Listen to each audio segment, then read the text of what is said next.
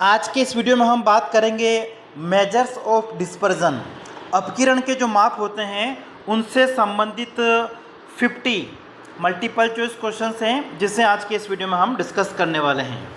सबसे पहला जो आज का हमारा प्रश्न उसको देखिए, मीन डेविएशन माध्य विचलन जो होता है वो क्या होता है? प्रमाप विचलन से कम होता है या प्रमाप विचलन से ज़्यादा होता है, उसके बराबर होता है या उसमें कोई संबंध नहीं होता है?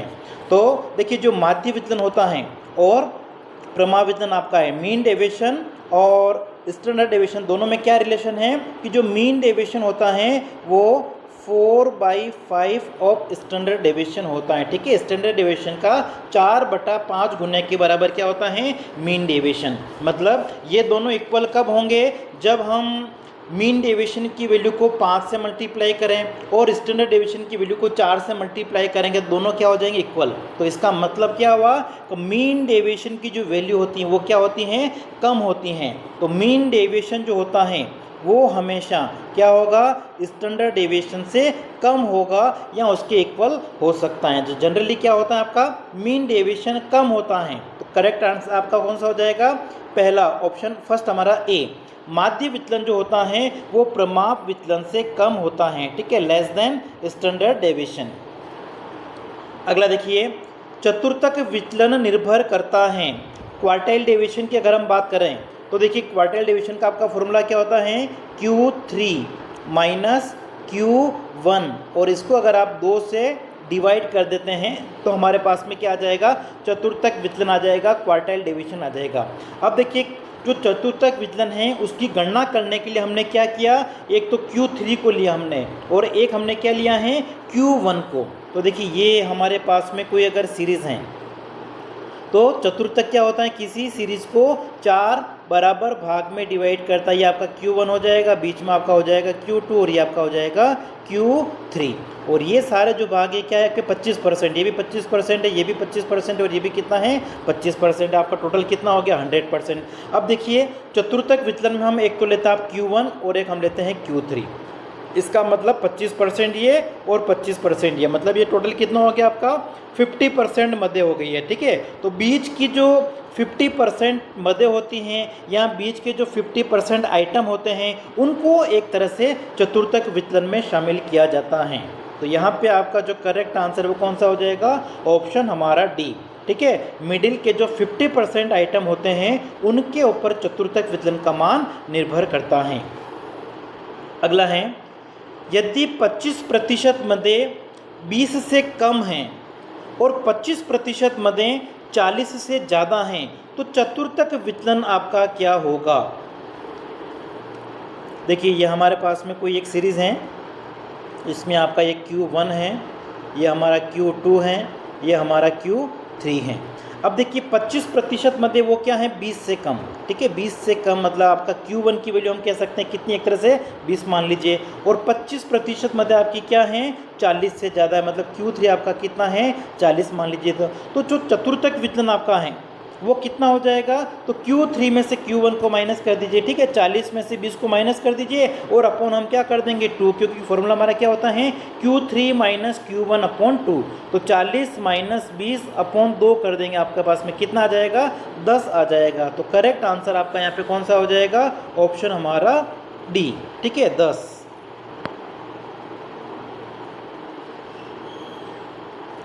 अगला देखिए, दिया गया है n हमारे पास में कितना दे रखा है? 5। सिग्मा x हमारे पास में दे रखा है 15 और सिग्मा x स्क्वायर हमारे पास में कितना है? 55। तो प्रतिदर्श का विचरण, ठीक है, वेरिएंस ऑफ द सैंपल। अच्छा, वेरिएंस क्या होता है हमारा? जो प्रमाप विचलन होता है, प्रमाप विचलन के स्क्वायर को हम क्या कहते हैं? वेरिएंस कहते हैं। ठीक है, प्रसरण आपका क्या होता है? स्टैंडर्ड डेविएशन, प्रमाप विचलन का स्क्वायर। अब देखिए, प्रमाप विचलन हम कैसे निकालते हैं उसका आपका एक फॉर्मूला होता है। ठीक है, अगर ये हमारे पास में ये वैल्यू दे रखी है तो इन वैल्यू के हिसाब से अगर आप देखोगे तो हम फॉर्मूला क्या यूज़ करते हैं प्रमाप विचलन निकालने के लिए? Sigma x square upon n minus x bar का होल स्क्वायर, और उसका हम क्या करेंगे, अंडर रूट निकाल लेंगे, हमारे पास में प्रमाप विचलन आ जाएगा, स्टैंडर्ड डेविएशन आ जाएगा। और हमको अगर वेरिएंस निकालना है तो हम अंडर रूट नहीं निकालेंगे, केवल इसी फॉर्मूले में हम क्या कर देंगे, वैल्यू लिखेंगे, तो हमारे पास में क्या आएगा, वेरिएंस आएगा, प्रसरण आएगा, विचरण आएगा, और उसका रूट निकालोगे तो प्रमाप विचलन आएगा। हमें यहाँ पे विचरण पूछा हुआ है, वेरिएंस पूछा हुआ है, इसलिए हमको यहाँ पे इस फॉर्मूले में अंडर रूट यूज़ नहीं करना है, बस यहाँ पे केवल आप वैल्यू रख दीजिए। तो देखिए सिग्मा एक्स स्क्वायर आपका कितना है 55, तो यहाँ पे आपका आ जाएगा 55 अपॉन एन हमारा कितना है 5 माइनस एक्स बार, और एक्स बार हम कैसे निकालते हैं, सिग्मा एक्स अपॉन एन करके, तो 15 अपॉन 5 15/5 लिख के उसका स्क्वायर कर दीजिए। यहाँ 15 में 5 का भाग देंगे, आपके पास में क्या आएगा 3, और ये 3 हमारा क्या हो जाएगा, समांतर माध्य। तो इस 3 का हम क्या करेंगे, स्क्वायर। अब देखिए 55 में से 5 को माइनस करो, कितना आ जाएगा हमारे पास में 11, और 3 का स्क्वायर करेंगे कितना आ जाएगा 9। अब 11 में से 9 को अगर आप माइनस करोगे तो हमारे पास में कितना आएगा 2, तो वेरिएंस कितना हो जाएगा आपका 2 हो जाएगा। करेक्ट आंसर हमारा हो गया ऑप्शन बी। अगला देखिए, एक समंकों के समूह में 30 मदों का प्रमाप विचलन कितना दे रखा है हमको, 5/3। ठीक है, आगे देखिए, यदि समूह की प्रत्येक मदों को 3 से गुणा कर दिया जाए तो समूह का विचरण क्या होगा। देखिए प्रमाप विचलन के बारे में अगर आप देखोगे तो अगर हमारे पास में कोई मदें होती हैं, हम उनको जितना गुना मल्टीप्लाई करते हैं, ठीक है, जैसे कि आपके पास में वैल्यू है 5 है, 10 है, 12 है, 15 हैं, अगर हम इनको 3 से मल्टीप्लाई कर दें, माना कि ठीक है 3 गुना करने का मतलब 5 की जगह हमने 15 ले लिया, 10 की जगह आपने ले लिया 30, 12 का 3 गुना कितना होता है 36 ले लिया, और 15 का 3 गुना कर दिया आपने कितना 45। तो सभी मदों को अगर 3 से गुणा कर दिया जाए तो जो प्रमाप विचलन होता है वो क्या होता है, उसी अनुपात में बढ़ता है, और जिस अनुपात में आपका प्रमाप विचलन बढ़ेगा तो प्रमाप विचलन का हम क्या करेंगे, उसका स्क्वायर कर देंगे, तो हमारे पास में क्या आ जाएगा, उसका विचरण आ जाएगा। ठीक है, तो यहाँ पर अगर आप देखोगे तो प्रमाप विचलन आपको कितना दे रखा है 5/3। ठीक है, प्रमाप विचलन कितना है 5/3 है। अब प्रत्येक मदों को अगर आप 3 से गुणा करोगे तो हमारा प्रमाप विचलन क्या हो जाएगा, इंटू 3 कर दीजिए, 3 से 3 कैंसिल हो गया, प्रमाप विचलन कितना हो जाएगा 5, और इसका प्रसरण, ठीक है, जो विचरण होगा वो क्या होता है, प्रमाप विचलन का स्क्वायर होता है। तो 5 का अगर आप स्क्वायर कर दोगे तो हमारे पास में कितना आ जाएगा 25, तो वेरिएंस कितना होगा 25 होगा। तो आंसर आपका हो जाएगा ऑप्शन हमारा सी।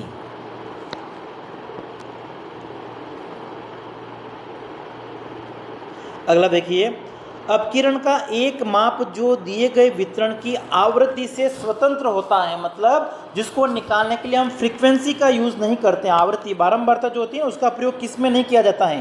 तो देखिए जो आपका रेंज होता है, विस्तार होता है, रेंज में हम क्या करते हैं, सबसे बड़ी वैल्यू हाईएस्ट क्या है और सबसे लोवेस्ट वैल्यू क्या है, इन दोनों के डिफरेंस को हम क्या कहते हैं, रेंज कहते हैं, विस्तार कहते हैं। अब फ्रीक्वेंसी आवृत्ति का इसमें प्रयोग नहीं होता है, तो करेक्ट आंसर आपका हो जाएगा इसमें ऑप्शन ए। अगला देखिए, एक समंकों के समूह का माध्य एवं प्रमाप विचलन क्रमशः 10 तथा 3 है। ठीक है, समांतर माध्य कितना है 10 और प्रमाप विचलन कितना है 3। यदि समंकों के समूह के प्रत्येक अवकलनों को 2 से बढ़ा दिया जाए, ठीक है 2 से बढ़ा रहे हैं, +2 कर रहे हैं, कहना मतलब सभी जो हमारे पास में मूल्य थे ना, जैसे आपके पास में 5 है, 10 हैं, 12 हैं, 15 हैं, तो पहले तो आपने क्या कर रहे थे, पिछला क्वेश्चन जो हमने किया था उनमें 3 गुना बढ़ा रहे थे। यहाँ पे लिखा हुआ है कि अवकलन जो हमारे पास है उनको 2 से बढ़ा रहे, 2 गुना नहीं लिखा हुआ है, ठीक है, 2 बढ़ा रहे मतलब 5 से 7 हो गया, 10 में 2 जोड़ दीजिए 12 हो गया, 12 में आप 2 जोड़ दीजिए 14 हो जाएगा, 15 में 2 जोड़ दो 17 हो जाएगा। ठीक है, अब इनका अगर हम समांतर माध्य निकालेंगे तो समांतर माध्य भी आपका क्या होगा 2 बढ़ जाएगा। ठीक है, अगर समांतर माध्य पहले आपका 10 था तो अब कितना हो जाएगा, समांतर माध्य नया आपका हो जाएगा 12। जो हमारा प्रमाप विचलन होता है प्रमावितन आपका वही रहेगा, प्रमावितन उससे प्रभावित नहीं होगा। ठीक है, तो देखिए हमारा समांतर माध्य तो 10 से 12 हो गया, लेकिन प्रमावितन हमारा क्या रहेगा, 3 ही रहेगा, क्योंकि हम प्रत्येक अवलोकनों को 2 बढ़ा रहे हैं, 2 गुना नहीं करा। अगर 2 गुना करते तो प्रमावितन भी आपका 2 गुना हो जाता, लेकिन यहाँ पे 2 हमने प्लस किए हैं, इसलिए प्रमावितन उससे प्रभावित नहीं होगा। अब देखिए हमारा जो विचरण गुणांक होता है उसका फॉर्मूला क्या होता है, जो हमारा प्रमावितन होता है स्टैंडर्ड डेविएशन, उसमें हम क्या करते हैं, समांतर माध्य का भाग देखिए उसको 100 से मल्टीप्लाई कर देते हैं। तो देखिए हमारा समांतर माध्य पहले तो आपको दे रखा है 10, अब कितना हो जाएगा, नया समांतर माध्य आपका कितना हो जाएगा, 12, जबकि प्रमावितन तो 3 था पहले, अब भी 3 ही रहेगा, और इसको हम सोल्व कर देते हैं। तो देखो ये कितना हो जाएगा आपका,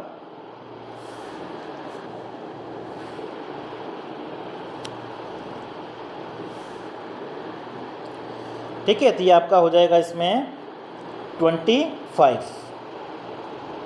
ये करेक्ट आंसर आपका इसमें कौन सा हो जाएगा, ऑप्शन हमारा बी।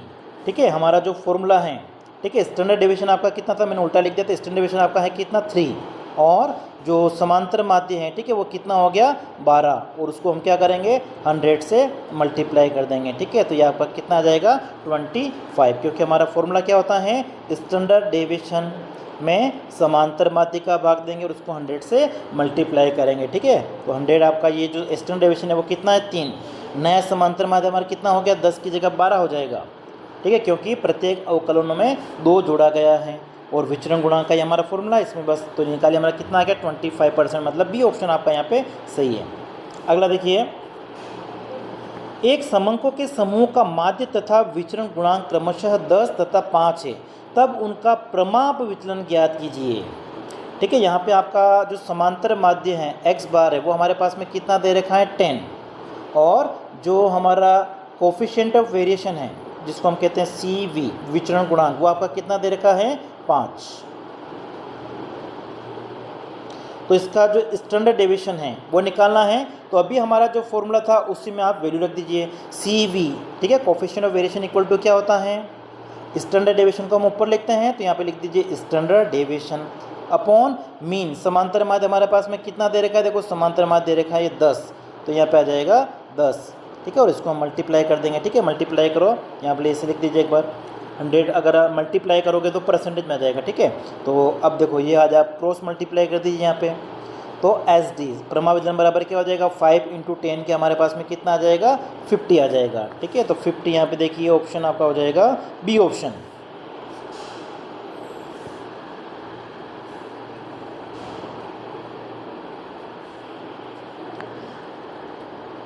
अगला देखिए, अपकिरण का माप अर्ध अंतर चतुर्थक विस्तार को प्रमाप विचलन से कब प्राथमिकता देते हैं। ठीक है, Q3 - Q1। ठीक है, देखिए अंतर चतुर्थक विस्तार जो हमारा है उसको प्रमाप विचलन की तुलना में कब प्राथमिकता दी जाती है। ठीक है, तो हमारे पास में जो वितरण हमारा है वो कैसा हो, एक तरह से स्टैंडर्ड होना चाहिए। ठीक है, वितरण जो हमारा वो किस प्रकार का होना चाहिए, प्रमापित होना चाहिए, तब हम उसका प्रयोग करते हैं। तो ऑप्शन आपका हो जाएगा इसमें सी। ठीक है, एक मिनट इसको देख लेते हैं कि जो अर्ध अंतर चतुर्थक विस्तार है उसको प्रमाप विचलन से कब प्राथमिकता दी जाएगी, क्योंकि देखिए प्रमाप विचलन तो हम क्या करते हैं सभी मूल्यों को शामिल करते हैं, और जो अंतर चतुर्थक विस्तार होगा उसमें हम केवल जो मिडिल में जो वैल्यू होती है बीच में उसी को शामिल करते हैं। तो इसका फ़ायदा होता है कि जब हमारा जो वितरण है डिस्ट्रीब्यूशन, ठीक है, अगर उसमें विषमता ज़्यादा होती है तब इसका प्रयोग किया जाएगा। बी ऑप्शन आपका यहाँ पे करेक्ट होगा। क्यों, क्योंकि देखिए जो अंतर चतुर्थक विस्तार होता है उसमें हम मिडिल जो बीच में वैल्यू होती है उसी को लेते हैं, तो जो हमारी एक्सट्रीम वैल्यू होती है चरण मूल्य होते हैं, ठीक है, उनसे ये प्रभावित नहीं होता है, जबकि प्रमाप विचलन तो उससे प्रभावित होता है। इसलिए अंतर चतुर्थक विस्तार का प्रयोग कब किया जाएगा, जब हमारे वितरण में जो स्क्यूड आपका है विषमता है वो ज़्यादा पाई जाती है, तब हम प्रमाप विचलन की तुलना में अंतर चतुर्थक विस्तार को प्रेफर करते हैं। तो इसमें आपका बी ऑप्शन होगा। अगला देखिए, निम्न में से कौन सा माप अपकिरण का सापेक्ष माप कहलाता है। ठीक है, रिलेटिव मेजर किसको कहा जाता है, तो जितने भी कोफिशिएंट होते हैं, गुणांक जो होते हैं वो सारे एक तरह से कौन से होते हैं, सापेक्ष माप होते हैं, रिलेटिव मेजर होते हैं। जबकि जो केवल आपका जैसे प्रमाप विचलन हो गया, विचरण आपका हो गया, माध्य विचलन हो गया, ये एक तरह से निरपेक्ष माप होते हैं, एब्सोल्यूट वैल्यू होती हैं, ठीक है, एब्सोल्यूट मेजर कहते हैं इनको। रिलेटिव में आपके जो गुणांक होंगे सारे, तो यहाँ पे आपका जो कोफिशिएंट ऑफ वेरिएशन है, इसके साथ साथ जैसे आपका प्रमाप विचलन गुणांक हो गया, coefficient of standard deviation, coefficient of mean deviation, माध्य विचलन गुणांक, ये सभी रिलेटिव मेजर में आते हैं। तो यहाँ पे आपका सी ऑप्शन सही है। अगला देखिए, यदि चतुर्थक विचलन 8 हैं तो प्रमाप विचलन का मान क्या होगा। ठीक है, चतुर्थक विचलन आपको दे रखा है QD और हमको पूछा हुआ है SD, स्टैंडर्ड डेविएशन क्या होगा। तो इन दोनों के बीच में आपको संबंध ध्यान रखना है कि जो हमारा चतुर्थक विचलन होता है वो स्टैंडर्ड डेविएशन का 2/3 होता है। ठीक है, इन दोनों के बीच में क्या रिलेशन है, QD जो हमारा चतुर्थक विचलन है वो स्टैंडर्ड डेविएशन का 2/3 होता है। तो देखिए यहाँ पे स्टैंडर्ड डेविएशन अगर आपको निकालना है तो वो क्या हो जाएगा, QD का 3/2। तो देखिए यहाँ पे आप वैल्यू रख दीजिए, भले इसी फॉर्मूले में आप वैल्यू रख दीजिए। तो चतुर्थक विचलन हमारे पास में है 8 = 2/3 इंटू आपका हो जाएगा SD। ठीक है, तो SD = आपका क्या हो जाएगा, ये हो जाएगा 8 × 3/2 4, और फिर आ जाएगा आपका 4 × 3 करोगे तो 12। ठीक है, इसको आप सोल्व करेंगे तो कितना आ जाएगा आपके पास में, 12 आ जाएगा। तो करेक्ट आंसर आपका इसमें हो गया ऑप्शन सी। अगला है प्रथम प्राकृतिक मदों का प्रमाप विचलन। ठीक है, प्रथम प्राकृतिक मद मतलब कि प्रथम 5 संख्या पूछ ले, 10 संख्या पूछ ले, ठीक है, क्रमानुसार जो प्रारंभ की जो संख्या होती हैं, अगर उनका आपको प्रमाप विचलन निकालना है तो हम कैसे निकाल सकते हैं, डायरेक्ट उसके लिए हम फॉर्मूला यूज़ कर सकते हैं 1/12 n² - 1, और उसका हम क्या करेंगे, रूट निकाल देंगे। अगर पूछा जाए कि प्रथम 5 प्राकृतिक संख्याओं का प्रमाप विचलन क्या है, तो यहाँ पे हमारे पास में n की वैल्यू क्या हो जाएगी, 5, और फिर इसको हम सोल्व कर लेंगे। अगर पूछा जाए कि प्रथम 8 प्राकृतिक संख्याओं का प्रमाप विचलन क्या होगा, तो ये फॉर्मूला हमारा रहेगा n = कितना हो जाएगा, वहाँ पे 8 हो जाएगा। ठीक है, 8 हो जाएगा। बस n की जगह जितनी संख्याओं का पूछा हुआ वो लिख दीजिए और फिर हम इस फॉर्मूले का यूज़ करते हैं। तो ये ऑप्शन आपका यहाँ पे सही है। अगला है, एक सममित वितरण में ±3 सिग्मा के अंतराल के अवलोकन सममित होंगे, सम्मिलित होंगे, वैसा होना चाहिए यहाँ पे सिमेट्रिकल। ठीक है, जो प्रमाप विचलन और समांतर माध्य के बीच में अगर आप संबंध देखो नॉर्मल डिस्ट्रीब्यूशन में, तो 3 सिग्मा के अंतर्गत जो हैं वो हमारी कितनी वैल्यू आ जाएगी, ये आपकी आ जाएगी 99% आती है। ठीक है, लेकिन सारी जगह आपका 99 लिखा हुआ है, तो पॉइंट में भी आपको ध्यान रखना है कितना होता है, 99.73% वैल्यू जो होती हैं वो आपकी x बार ±3 सिग्मा में सम्मिलित होती हैं। x बार ±2 सिग्मा में कितनी होती हैं, 95 होती है। अगला है, 2 या 2 से अधिक समंकों के समूह की विचरणशीलता की तुलना के लिए विचरण गुणांक को सार्थक रूप से प्रयोग नहीं कर सकते हैं। ठीक है, देखिए जैसे हम प्रमाप विचलन का प्रयोग करते हैं तो प्रमाप विचलन के द्वारा तुलना नहीं कर सकते हैं, तो तुलना करने के लिए हम किसका प्रयोग करते हैं, विचरण गुणांक का प्रयोग करते हैं, कोफिशिएंट ऑफ वेरिएशन का। और कोफिशिएंट ऑफ वेरिएशन से हमको क्या पता चलता है कि जो हमारे पास में 2 श्रेणियां हैं उसमें विचरणशीलता किसमें ज़्यादा है और किसमें कम है, जो वेरिएबिलिटी होती हैं किसमें ज़्यादा है किसमें कम है, उसके लिए हम प्रयोग करते हैं कोफिशिएंट ऑफ वेरिएशन का, CV। और इसमें आपका फॉर्मूला क्या होता है, standard deviation upon mean multiply करते हैं इसको हम किससे, 100 से। तो ये सार्थक रूप से प्रयोग कब नहीं की जा सकती हैं, ठीक है, कब प्रयोग नहीं कर सकते हम, तो यहाँ पे अगर आप ऑप्शन देखोगे इसके हिसाब से देखोगे तो यदि 1 या अधिक समंकों के समूह के लिए हमारे पास में समांतर माध्य अगर कितना है, 0 हैं। ठीक है, अगर ये आपका x बार जो हैं वो अगर 0 हैं तब हम इसका प्रयोग नहीं कर सकते हैं।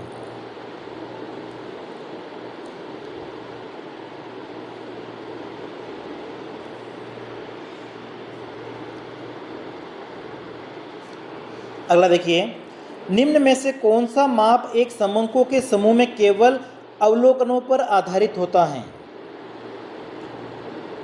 ठीक है। ये तभी हमने ऊपर देखा था, समंकों के समूह में केवल जो हमारे पास में ऑब्जर्वेशंस होते हैं उसको शामिल होता है, मतलब जिसमें हमारा ये जो फ्रीक्वेंसी होती है, बारंबारता, आवृत्ति, जिसको शामिल नहीं करते हैं, वो कौन सा होता है आपका विस्तार होता है।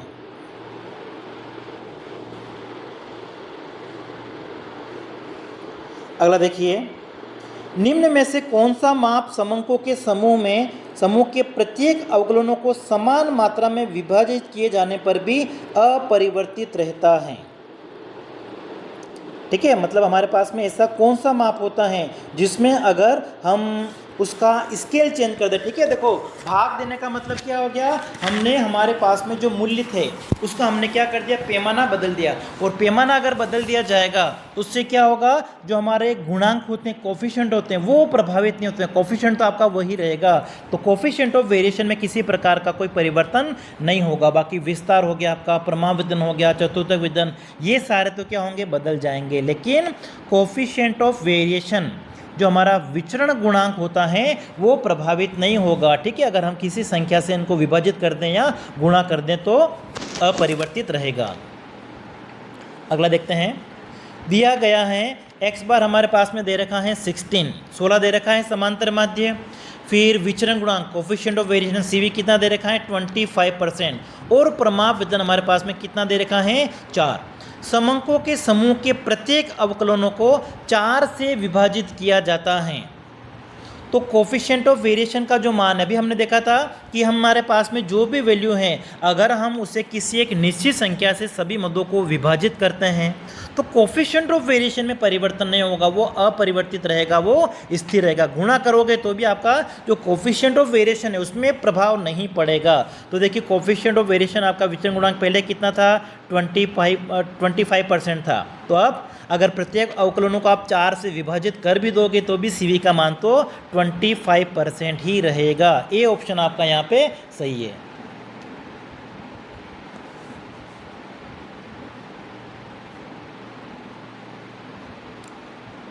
अगला देखते हैं, अपकिरण का माप विश्वसनीयता का संकेतक है।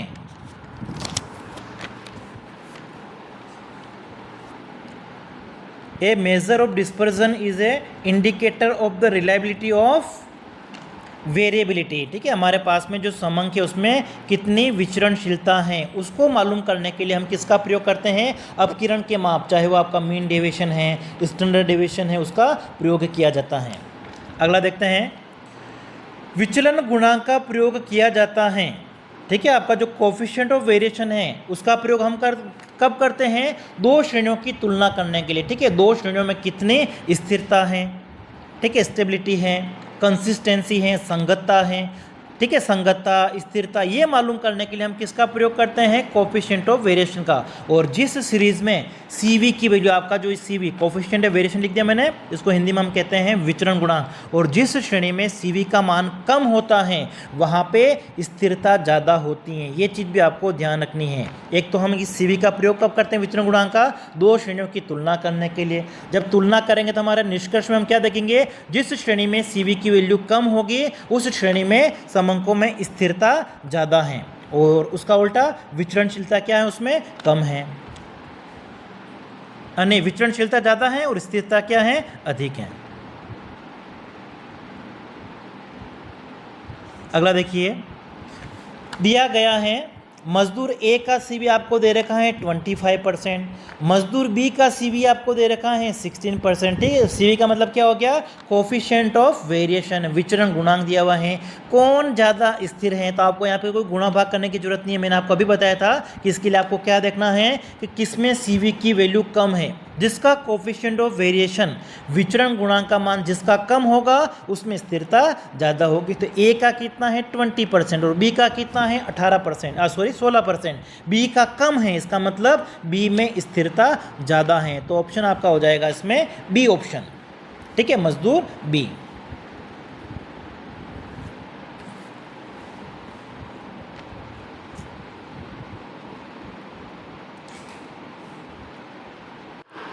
अगला देखिए, 10 अवकलनों के प्रतिदर्श के संबंध में निम्न समंक हमारे पास में विवरण उपलब्ध हैं। पहले 4 अवकलनों का समांतर माध्य आपका कितना है 16 और अगले 6 अवलोकनों का समांतर माध्य कितना है 11 है और 10 अवकलनों के कल्पित माध्य से लिए गए विचलनों के वर्गों का योग हमको दे रखा है 1726 दे रखा है। तो देखिए यहाँ पे हमारे पास में 4 अवकलनों का समांतर माध्य अलग दे रखा है, 6 का अलग दे रखा है। तो सबसे पहले हम इनका एक साथ क्या करेंगे समांतर माध्य निकाल देंगे और एक साथ मतलब कंबाइंड मीन जो आपका होता है ना। तो देखिए 4 का कितना है 16, तो 16 को 4 से मल्टीप्लाई करो तो हमारे पास में कुल वैल्यू कितनी है वो आ जाएगी। प्लस 6 का कितना है 11, तो 11 को हमने क्या किया 6 से मल्टीप्लाई कर दिया और फिर जो टोटल हमारे पास में कितने हैं 4 + 6 10, उसका हम क्या करेंगे भाग दे देंगे तो हमारे पास में क्या आ जाएगा सही समांतर माध्य आ जाएगा। तो देखिए 16 × 4 का होगा 64 और इधर आपका 66, तो ये आपका हो जाएगा 130 और 130 में अगर आप 10 का डिवाइड करोगे कितना आ जाएगा 13। तो इनका समांतर माध्य तो हमारे पास में कितना आ गया है 13 आ गया है। फिर देखो कल्पित माध्य से जो विचलनों का वर्गों का योग मतलब आपका जो सिग्मा x² होता है वो हमारे पास में कितना है 1726। तो प्रमाण विचलन निकालना है तो यहाँ पे हम ये फॉर्मूला यूज़ कर लेंगे sigma x² upon n, sigma x² upon n minus x बार का होल स्क्वायर और इसका हम अंडर रूट निकाल देंगे तो हमारे पास में क्या आ जाएगा प्रमाप विचलन आ जाएगा। अब देखिए सिग्मा x² कितना दे रखा है आपको 1726, तो 1726 में n हमारे पास में कितना है था 10 और समांतर माध्य भी हमने निकाला था कितना आया था 13, इसका हम क्या करेंगे स्क्वायर और उसका रूट निकाल देंगे हमारे पास में क्या आ जाएगा प्रमाप विचलन आ जाएगा। अब देखिए 1726 में अगर आप 10 का डिवाइड करोगे कितना आ जाएगा 172.6 और 13 का स्क्वायर करोगे कितना आ जाएगा 169। ठीक है, तो इसको लिख लीजिए आप, ये आपका हो जाएगा 172.6 माइनस 169, 13 का स्क्वायर आपका। ठीक है, और इसका रूट निकाल दीजिए तो ये आपके पास में आ जाएगा 3.6 और 3.6 का अगर हम अंडर रूट निकालेंगे कितना आ जाएगा 1.9 आ जाएगा। तो आंसर आपका हो जाएगा ए ऑप्शन।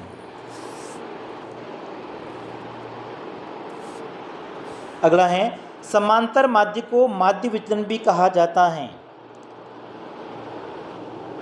मीन डेविएशन, अच्छा mean deviation for arithmetic mean मतलब जो हमारा माध्य विचलन होता है जो हमने समांतर माध्य से निकाला है उसको हम और क्या कह सकते हैं। ठीक है, ये आपका अपकिरण का माप है तो ये हमारा हो जाएगा अपकिरण का प्रथम परिघात, ये होना चाहिए आपका डी ऑप्शन, इसमें फर्स्ट मोमेंट ऑफ डिस्पर्जन इसको हम कह सकते हैं। अगला है प्रमाप विचलन जाना जाता है। प्रमाप विचलन के और क्या नाम है, माध्य त्रुटि भी कह सकते हैं, माध्य वर्ग त्रुटि भी कहा जा सकता है, मूल माध्य वर्ग विचलन भी कहा जा सकता है। ठीक है, ये सारे स्टैंडर्ड डेविएशन को हम कह सकते हैं। मीन एरर कह सकते हैं, मीन स्क्वायर एरर कह सकते हैं या रूट मीन स्क्वायर डेविएशन भी इसको कहा जाता है। अगला है यदि श्रेणी के समान मूल्य 5 हैं तो प्रमाप विचलन if all the value of series are 5, मतलब किसी श्रेणी में सभी मूल्य 5 ही है। ठीक है, एक ऐसी श्रेणी जिसमें 5 है, ये 5 है, ये 5 है, ये 5, इसका मतलब क्या हो गया इसमें किसी प्रकार का कोई बिखराव नहीं, सारी वैल्यू क्या है सेम है। अगर सेम है इसका मतलब उसमें अंतर नहीं है, उसमें विचरणशीलता नहीं है, तो उसमें प्रमाप विचलन कितना होता है 0 होगा। ठीक है, प्रमाप विचलन आपका कितना होगा 0 होगा, मतलब आंसर आपका हो जाएगा इसमें बी ऑप्शन। ठीक है, सभी मूल्य अगर आपके 5 है तो प्रमाप विचलन तो 0 होगा, समांतर माध्य कितना होगा उसका 5 होगा। ठीक है, अगला देखिए वेरियांस जो विचरण होता है या इसको हिंदी में हम प्रसरण भी कह सकते हैं। ठीक है, देखो यहाँ पे सब जगह विचरण लिखा हुआ है, हिंदी नाम एक और आपको याद रखना, उसको हम क्या कहते हैं हिंदी में प्रसरण भी कहते हैं वेरियांस को। तो वेरियांस को और क्या कहा जाता है, ठीक है अपकिरण का, इसको हम कहेंगे दूसरा माप सेकंड मोमेंट ऑफ डिस्पर्जन। ठीक है, सेकंड मोमेंट ऑफ डिस्पर्जन किसको कहा जाता है वेरियांस को।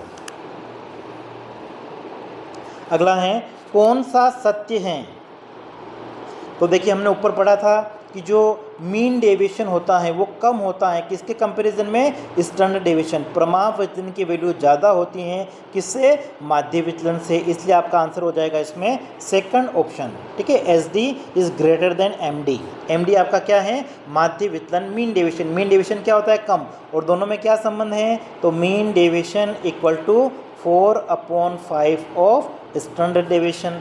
या हम कह सकते हैं कि 5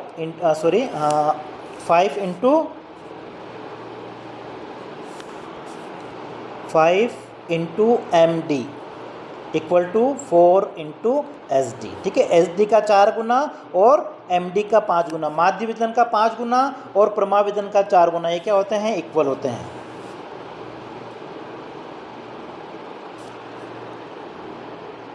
अगला देखिए, अपकिरण के लोरेंज वक्र के अंतर्गत अक्षांश के 0 तथा y अक्षांश के x अक्षांश है। ठीक है, x अक्ष का अक्षांश का हमने क्या ले लिया, 0, और y का क्या ले लिया हमने, 100 के मध्य सीधी रेखा खींची जानी है। ये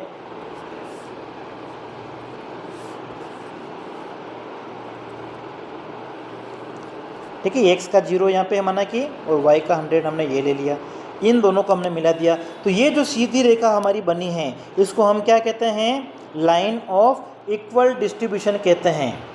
ठीक है, लाइन ऑफ इक्वल डिस्ट्रीब्यूशन, समान वितरण रेखा कहा जाता है इसको हिंदी में। सी ऑप्शन आपका यहाँ पे सही है। ठीक है, ये आपका क्या है, समान वितरण रेखा। और जो हमारे लोरेंज वक्र बनेंगे वो इसके अंदर बनेंगे। माना कि एक लोरेंज वक्र हमारा ये बना है, ठीक है, दूसरा लोरेंज वक्र हमने एक और बनाया, माना कि एक और ये बना है।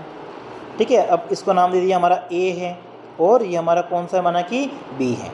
और ये जो हमारी ए बी है वो क्या है, समान वितरण रेखा है। तो देखिए, इस ए बी समान वितरण रेखा के पास में हमारा जो वक्र है वो कौन सा है, B1 पास में इसके, ये इसको हमने A1 नाम दे दिया और B1।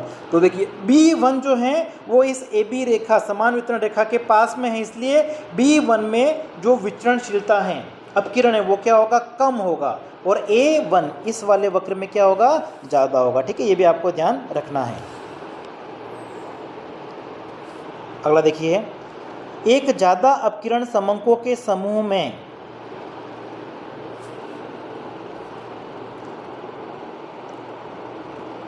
ठीक है, जो ज़्यादा अपकिरण का मतलब क्या हो गया, जिसमें प्रमाप विचलन ज़्यादा होता है। ठीक है, स्टैंडर्ड डेविएशन आपका ज़्यादा होगा। ऑप्शन हमारा हो जाएगा डी।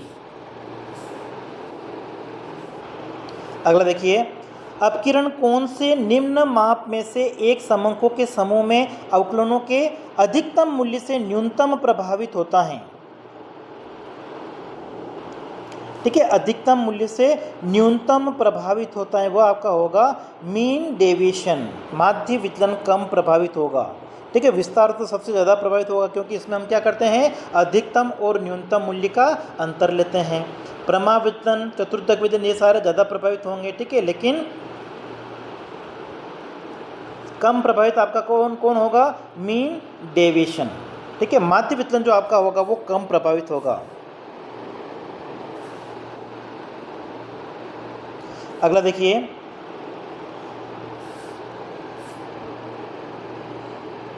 हमारे पास में कुछ वैल्यू दे रखी हैं 10, ये ऊपर देखिए 10, 12, 8, 14, 15, 7, 17, 20। इन समंकों का समूह का विस्तार क्या है, तो देखिए रेंज आपको निकालनी, विस्तार तो इसमें देखिए सबसे बड़ी वैल्यू आपकी कितनी है 20, और सबसे छोटी वैल्यू क्या है आपकी 7। 20 में से 7 को माइनस कर दो, आपका 13 क्या कहलाएगा, 13। ये आपका रेंज है, विस्तार है। प्रथम चतुर्थक का मूल्य Q1 आपको निकालना है, तो Q1 निकालने के लिए हम क्या करेंगे, इन सारी वैल्यू को एक बार तो हम क्या करेंगे, क्रम से जमा लेंगे। ठीक है, क्रम से जमा होगा तो सबसे पहले आपका क्या आ जाएगा 7, 7 के बाद में आपका आ जाएगा 8, फिर आपका आ जाएगा 10। ठीक है, 10 के बाद में आ जाएगा आपका 12, फिर आ जाएगा आपका 14। ठीक है, फिर आपका आ जाएगा 15, 17 और फिर आ जाएगा आपका 20। ठीक है, सबसे पहले आपको क्या करना है, क्रम से जमाना है। अब देखिए Q1 का हमारा फॉर्मूला क्या होगा, n+1/4, और n यहाँ पे कितनी संख्या है, ये देखिए 8 है। ठीक है, 7, 8, 10, 12 संख्या आपके पास में कितनी दे रखी है, 8 दे रखी है। तो 8 + 1/4 करेंगे, कितना आ जाएगा, 9/4 आ जाएगा। और 9/4 करने पे कितना आ जाएगा आपके पास में 2.25। अब 2.25 का मतलब दूसरे और तीसरे के बीच में कुछ वैल्यू होगी, 8 और 10 के बीच में होगी। अब वो 8 और 10 के बीच में क्या है वो आप कैसे निकालोगे? दूसरे पद की वैल्यू आपकी 8 हो गई प्लस 0.25, फिर तीसरे पद की वैल्यू क्या है माइनस हम क्या कर देंगे दूसरे पद की वैल्यू। तो देखो यहाँ पे आपका तीसरे नंबर पे क्या आया था 8 प्लस 0.25, ठीक है। तीसरे नंबर पे आपकी जो वैल्यू थी वो क्या थी 10, तो 10, और दूसरे नंबर पे आपकी क्या थी 8। 10 में से 8 गए तो 2, और 2 को अगर आप इससे मल्टीप्लाई करोगे तो 0.5 हो जाएगा, और उसको 8 में आप जोड़ोगे तो कितना हो जाएगा 8.5, ठीक है 8.5 आएगा। तो देखिए यहाँ पे ऑप्शन में तो हमारे पास में दे नहीं रखा है, ठीक है, इसलिए चेक कर लेना। आपका Q1 की जो वैल्यू होगी वो कितनी आएगी 8.5 आएगी। फिर आपको निकालना है यहाँ पे तृतीय विचलन, यहाँ तृतीय चतुर्थक आपका जो होता है, ठीक है, इंग्लिश में देखिए Q3 हमको निकालना है। तो Q3 निकालने के लिए फॉर्मूला हमारा क्या हो जाएगा 3 × n + 1/4, तो 9/4 आया था 27/4, इसको 27/4 करोगे तो आपके पास में कितना आ जाएगा 6.75।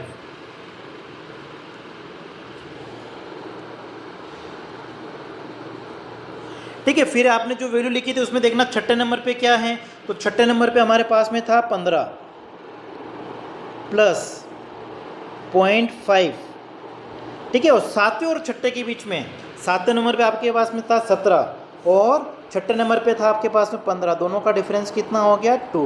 अब 0.75 को 2 से मल्टीप्लाई करेंगे आपका आ जाएगा 1.5, और 1.5 को अगर आप 15 में प्लस करोगे कितना आ जाएगा 16.5, ठीक है। तो 16.5 हमारा आंसर हो जाएगा सी ऑप्शन। फिर इसमें पूछा हुआ है चतुर्थक विचलन का मूल्य क्या होगा। तो देखिए हमारे पास में Q3 कितना आया था, Q3 आपका आया था 16.5 माइनस Q1 हमारे पास में कितना आया था, Q1 आपका आया था 8.5, अपॉन क्या कर देंगे हम 2 कर देंगे, ठीक है। तो 16.5 में से 8.5 को माइनस करोगे कितना बचेगा 8, 8 में 2 का डिवाइड करेंगे कितना आएगा 4 आएगा, ठीक है। 4 यहाँ पे आपको कोई दिया हो नहीं है तो इसमें हो सकता है कोई प्रिंटिंग मिस्टेक हो, चेक कर लीजिएगा इसको। अगला देखिए विस्तार सम्मिलित करता है। अभी हमने देखा था विस्तार जो होता है वो बीच की जो 50 वैल्यू रेंज आपका क्या होता है अधिकतम और न्यूनतम मूल्य होता है, ठीक है। देखो 50% आपका जो है वो क्वार्टरल डेविएशन वो करता है। चतुर्थक विचलन में 50% मध्य होती हैं, लेकिन विस्तार में हम क्या करते हैं एक तो लेते हैं हम अधिकतम मूल्य और एक लेते हैं सबसे कम वाला मूल्य, सबसे कम वाला सबसे छोटा लेते हैं, सबसे बड़ा लेते हैं। इसका मतलब सारी वैल्यू उनके बीच में आ गई हैं, तो जो मध्य होती हैं उसका 100% ये सम्मिलित करता है। अगला है मध्यिका है, ठीक है। मीडियन आपकी होती है देखो n/2 होती है। फिर आप अगर दशमक में देखोगे तो डिसाइल में आपकी क्या हो जाएगी 5/10 होगी मीडियन, मतलब फिफ्थ वाली, ठीक है। फिफ्थ जो आपका डिसाइल हैं वो होगी। फिर आप 50% परसेंटाइल में अगर देखोगे तो 50वां होगा, मतलब ये भी नहीं होगा, पहला भी नहीं होगा। और डिसाइल दशमक में देखोगे तो अच्छा 5वां है, दशमक में 5वां, इसका मतलब सारे गलत दे रखे हैं, ठीक है। मध्यिका इनमें से कोई सी भी नहीं है। P50 दे रखा होता तो वो होती, D5 दे रखा होता तो होती, ठीक है। यहाँ पे नहीं दिया हुआ, इसका मतलब इनमें से कोई भी नहीं।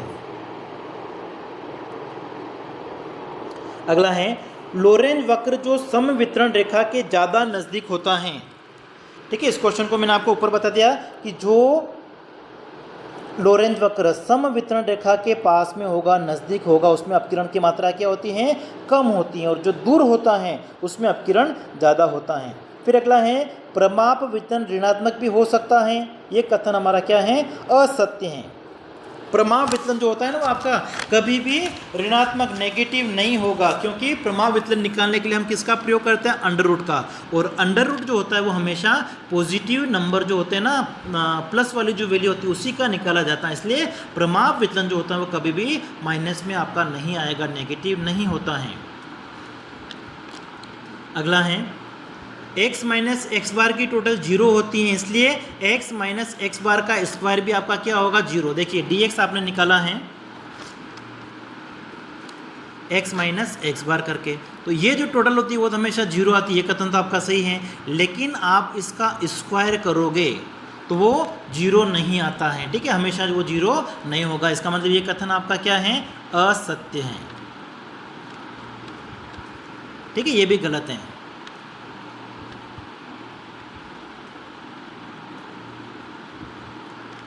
अगला देखिए, यदि मीडियन हमारे पास में है कितनी 5, चतुर्थक विचलन कितना दे रखा है यहाँ पे, देखो चतुर्थक विचलन आपका है 1.5 है, तो कोफिशिएंट ऑफ क्वार्टाइल डेविएशन, ठीक है, चतुर्थक विचलन गुणांक हमको यहाँ पे ज्ञात करना है। तो ये जो वैल्यू दे रखी है उसके हिसाब से अगर आपको कोफिशिएंट निकालना है चतुर्थक विचलन गुणांक का, ठीक है, चतुर्थक विचलन आपने जो निकाला होगा, तो यहाँ पे हमको मीडियन दे रखी है, तो आप फॉर्मूला यूज़ करोगे QD, ठीक है, इसको एक निश्चय कर लेते हैं, QD मल्टीप्लाई कर देंगे हम किससे, 100 से, और इसमें हम डिवाइड कर देंगे किसका, मीडियन का, ठीक है, मीडियन का। तो देखिए QD हमारे पास में कितना है 1.5 को हम 100 से मल्टीप्लाई कर देंगे, और फिर इसमें मीडियन कितनी है हमारी 5, इसका हम 5 का डिवाइड कर देंगे, तो ये आपके पास में कितना आ जाएगा 30। तो इसमें जो करेक्ट आंसर है वो आपका हो जाएगा ऑप्शन हमारा ए।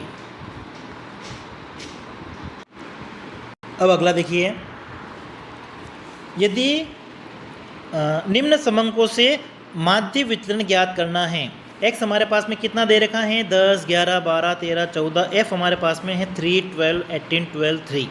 तो सबसे पहले हम इसमें क्या करेंगे, मीडियन निकालेंगे CF, ठीक है, CF 3, फिर आपकी हो जाएगी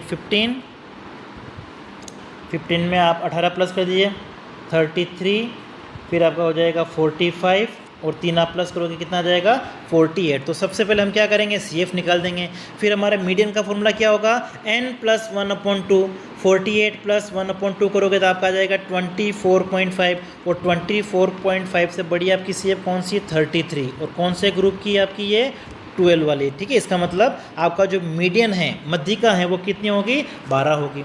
फिर हम क्या करेंगे, ये जो हमारे पास में x है 10, 11, 12, 13, 14, इन सब में से हमको क्या करना पड़ेगा 12, जो हमारी मीडियन आई है उसको हम माइनस कर देंगे, हमारे पास में कितना आ जाएगा, देखो 1, 0, फिर आपका 1 और फिर 2, ठीक है। 10, 11, 12, 13, 14, इन सब में से हमने क्या किया, 12 जो हमारी मध्यिका आई थी उसको माइनस कर दिया, तो 2, 1, 0, 1, 2 आ गया। अब हमारे पास में जो फ्रीक्वेंसी है 3, सबसे पहले कितनी है 3, तो 2 को हम क्या करेंगे 3 से मल्टीप्लाई कर देंगे, कितना आ जाएगा 6। फिर सेकंड नंबर पे आपका 1 है और फ्रीक्वेंसी कितनी है 12, तो 12 से को 1 से मल्टीप्लाई किया 12, फिर तो आपका 0 आ जाएगा। फिर 1 को हम किससे मल्टीप्लाई करेंगे, फ्रीक्वेंसी आपकी 12 उसके सामने होगी तो 12 आ जाएगा आपका, और फिर जो आपका 2 है उसको मल्टीप्लाई करेंगे 3 से, ठीक है, फ्रीक्वेंसी से, तो हमारे पास में ये आपका क्या आ जाएगा ये, और इन सब की अगर हम टोटल करते हैं ये आ जाएगी आपकी 36, और 36 में आपका n कितना है 48, ठीक है, इसका डिवाइड कर दो, हमारे पास में क्या आ जाएगा माध्य विचलन आ जाएगा, तो 36 ये आपका हो जाएगा 3/4, और 3/4 का मतलब आपका क्या हो गया 0.75, बी ऑप्शन आपका यहाँ पे आंसर आ जाएगा। मैंने जो बताया है उस तरीके से आप नोटबुक में करके देखोगे तो आपका मिल जाएगा। अगला देखिए, 200 पदों का समांतर माध्य 48 है और प्रमाण विचलन हमारे पास में कितना है 3, तो पदों के वर्गों का योग क्या होगा ये आपको यहाँ पे ज्ञात करना है, मतलब सिग्मा x² क्या होगा वो हमको यहाँ पे निकालना है। तो x बार आपका कितना है 48, SD स्टैंडर्ड डेविएशन कितना है 3, तो सिग्मा x² आपको निकालना है। तो बस स्टैंडर्ड डेविएशन का हमारा फॉर्मूला क्या होता है, सिग्मा x²/n माइनस x बार का होल स्क्वायर और उसका अंडर रूट। तो यहाँ पे हम क्या करेंगे वैल्यू लिख देंगे, ठीक है, और इधर आपका क्या होता है स्टैंडर्ड डेविएशन।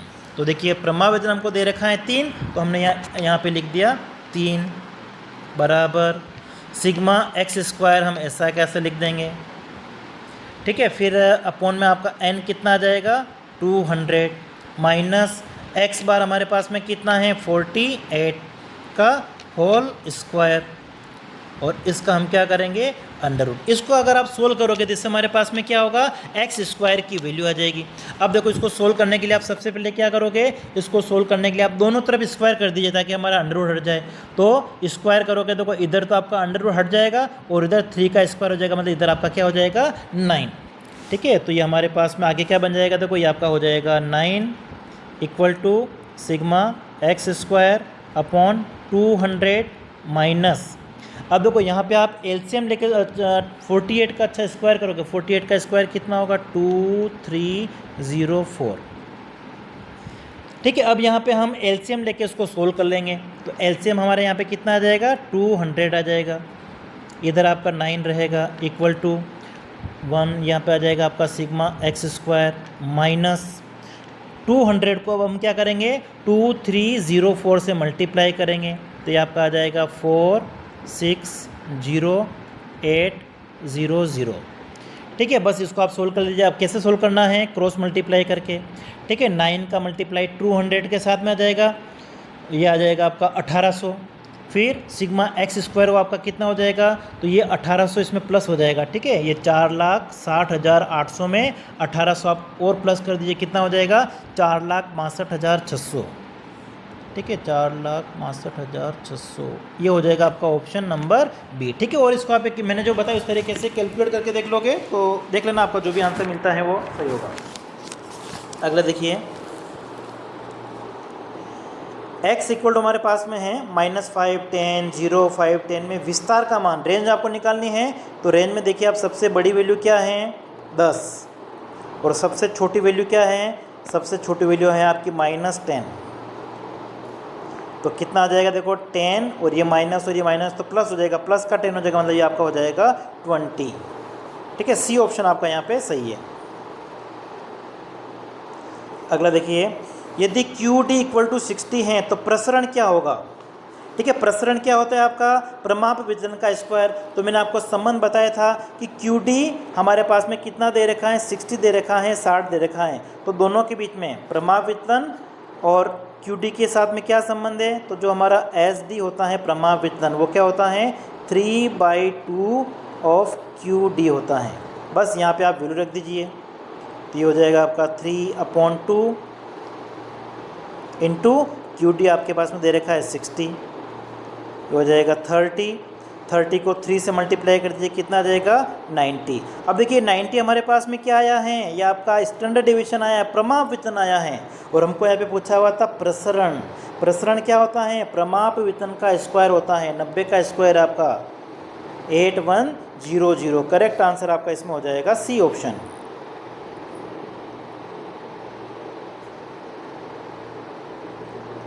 अगला देखिए, यदि 20 पदों का माध्य व प्रमाप विचलन 20 और 5.5 है। ठीक है, समांतर माध्य कितना है 20 और प्रमाप विचलन कितना है 5.5।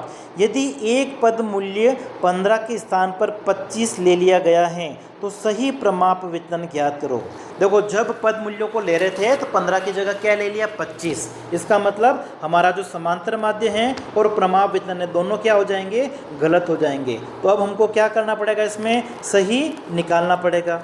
अब सही निकालने के लिए आपके पास में क्या होना चाहिए, देखो सिग्मा एक्स, तो देखिए हमारे पास में 20 पद हैं और इनका माध्य भी कितना है 20, तो ये आपकी टोटल सिग्मा एक्स कितनी हो जाएगी, सिग्मा एक्स बराबर आपका हो जाएगा 20 × 20 बराबर क्या हो जाएगा 400। ठीक है, लेकिन ये टोटल आपकी क्या होगी, गलत होगी। क्यों गलत होगी, क्योंकि आपने 25 ले लिया था, तो जो गलत था 25 उसको इसमें से माइनस कर दो, और लेना क्या था 15 वो प्लस कर दो, तो अब ये टोटल आपकी कितनी आ जाएगी 390। ठीक है, सही टोटल आपकी सिग्मा एक्स कितना है 390। तो सही समांतर माध्य क्या होगा, इस 390 में हम क्या करेंगे n आपका क्या है 20, तो इसमें हम क्या करेंगे 20 का डिवाइड कर देंगे, तो 20 का डिवाइड करने पर आपके पास में कितना आ जाएगा 19.5।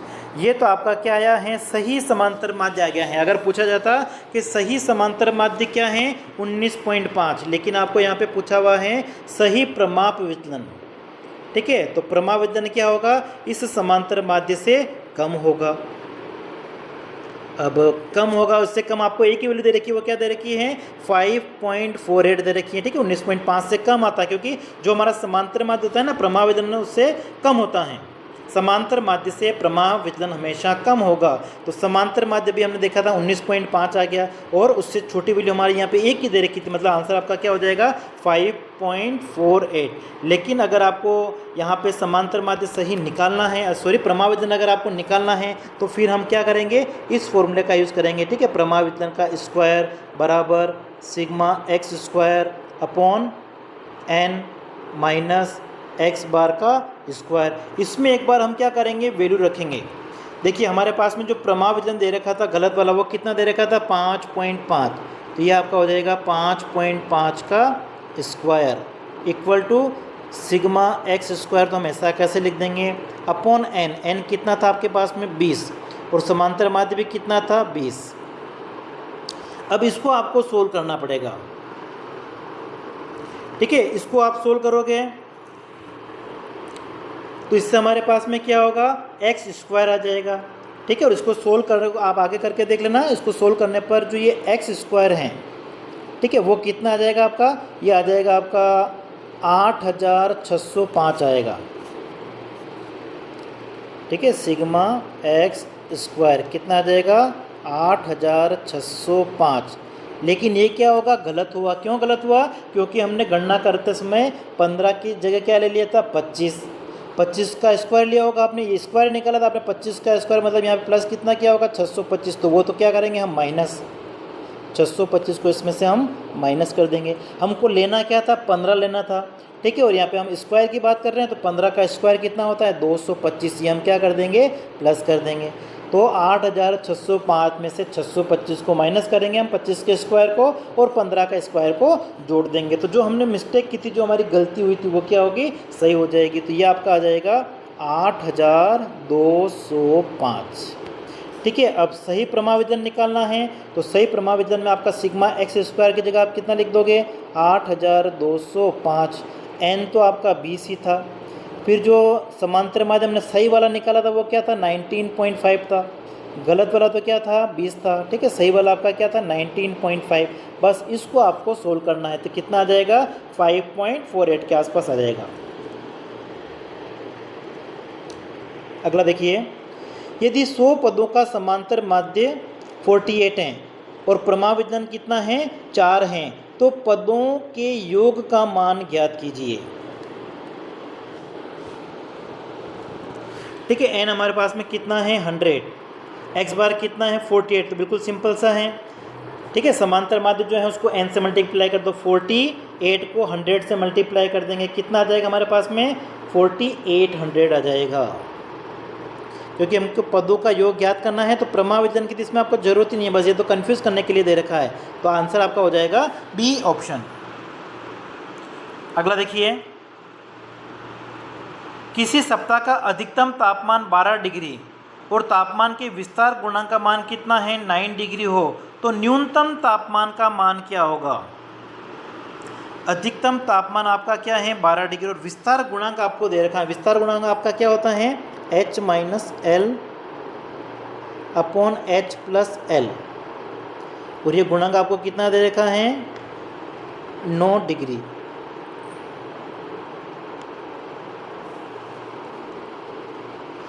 तो न्यूनतम तापमान मतलब आपका L क्या है ये आपको निकालना है, तो बस यहाँ पे फॉर्मूले में आप वैल्यू रख दीजिए, ठीक है। ये आपका हो जाएगा 9 = 12 माइनस एल, ठीक है। सबसे जो ज़्यादा तापमान है वो कितना है 12 है, और ये आपका हो जाएगा 12 प्लस एल, ठीक है। अब देखो इसको सोल्व कर लीजिए, तो ये आपका क्रॉस मल्टीप्लाई कर दो, 12 को 9 से मल्टीप्लाई करोगे 108 प्लस 9L इक्वल टू आपका हो जाएगा 12 माइनस एल।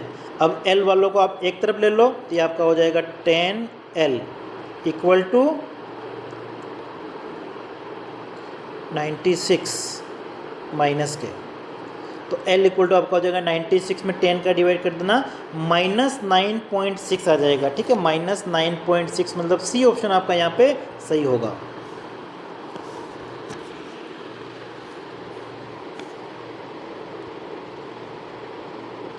ठीक है, फिर अगला देखिए, Q1 हमारे पास में दे रखा है 14.6, Q3 Q2 है, Q2 आपको दे रखा है 18.8 और Q3 हमारे पास में कितना है 25.2।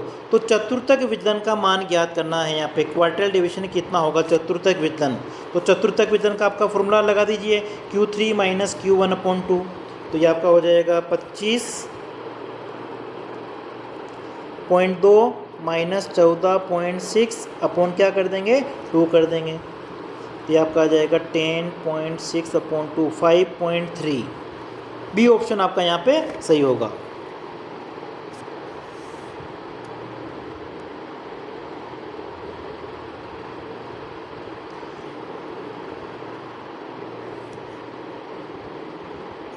ठीक है। फिर देखिए 5 पदों का समांतर मध्य आपको दे रखा है कितना 4.4 और प्रसरण दे रखा है 8.24। तो 3 पदों का मूल्य आपको निकालना है 1 2 6। तो अन्य 2 पदों आपके कौन कौन से हो जाएंगे? तो देखिए आपका हो गया 6 और 2 8 और 1 9, ठीक है 9। और कितना आप जोड़ोगे इसमें आपका समांतर माध्य जो है वो कितना आ जाए 4.4 आ जाए। तो इसमें आपको 13 और प्लस करना पड़ेगा, ठीक है। तो 13 मतलब 9 और 4 को अगर आप प्लस करोगे तो कितना आ जाएगा, ये आ जाएगा हमारा, ठीक है, समांतर माध्य मिल जाएगा आपका ये। और अंतिम प्रश्न आपका यदि चतुर्थक विचलन गुणांक आपको कितना दे रखा है 0.37, जिसमें से आपको Q3 दे रखा है 46.25। तो Q1 कितना होगा? तो बस यहाँ पे आपका जो फॉर्मूला होता है, क्या फॉर्मूला होता है Q3 प्लस Q1, सॉरी यहाँ पे माइनस आएगा, अपॉन Q3 प्लस Q1। यह आपका चतुर्थक विचलन गुणांक का फॉर्मूला है। इस फॉर्मूले में आप क्या करोगे, वैल्यू रख के सोल्व कर लेना, ठीक है। ये आपका हो जाएगा देखो 0.37 equal to 46.25 minus Q1 upon 46.25 plus Q1। अब यहाँ पे इसको क्रॉस मल्टीप्लाई करके आप सोल्व कर लेना, तो ये लगभग 21 पॉइंट के आसपास आएगा, 21 पॉइंट, ठीक है। 21 पॉइंट मतलब आपका आंसर हो जाएगा बी ऑप्शन। किसी भी क्वेश्चन में अगर आपको कुछ कन्फ्यूज़न लगता है तो कमेंट बॉक्स में बताइएगा, उसको चेक करके आपको ऑलवेज बता देंगे।